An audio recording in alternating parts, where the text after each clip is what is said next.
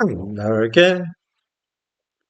All too often these days I read items in the news which I cannot at first take in at face value. I think that the case is either grossly exaggerated or that some vital aspect of the matter is being left out. Sadly, where such stories involve human rights, it's all too often the case that things are every bit as loopy as they at first appear. Take the case of the young Ugandan gang member who in 2006 was part of a gang in London which chased an unfortunate youth who took refuge in an ambulance. The Ugandan, who was 18 at the time, beat the man to death with a wooden club. He was subsequently jailed for life for murder with a recommendation that he serve at least 16 years and then be deported when he was released.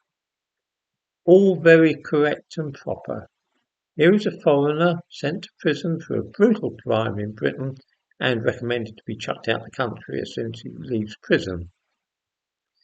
When his sentence was over, though, the deportation ran into difficulties because it turned out that the poor fellow was mentally ill and it was uncertain whether or not he would receive the proper professional help in his own country.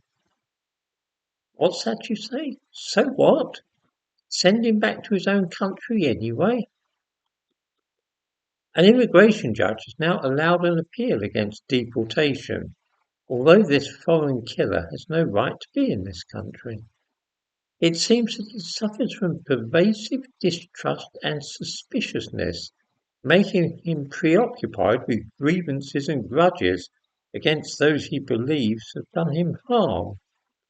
Yes, considering he'd already killed somebody over a perceived grudge, one cannot help but doubt that many of us wish to have such a person as our next door neighbour. Still, it seems he might not receive the correct medical treatment in Uganda, and that our National Health Service is much more likely to be able to provide the lifelong care which he will need.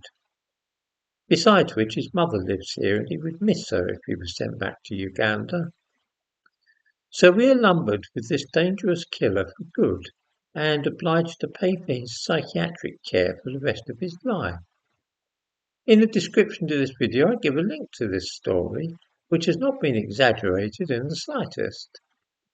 Who was it that said we must be mad, literally mad, to carry on in this way?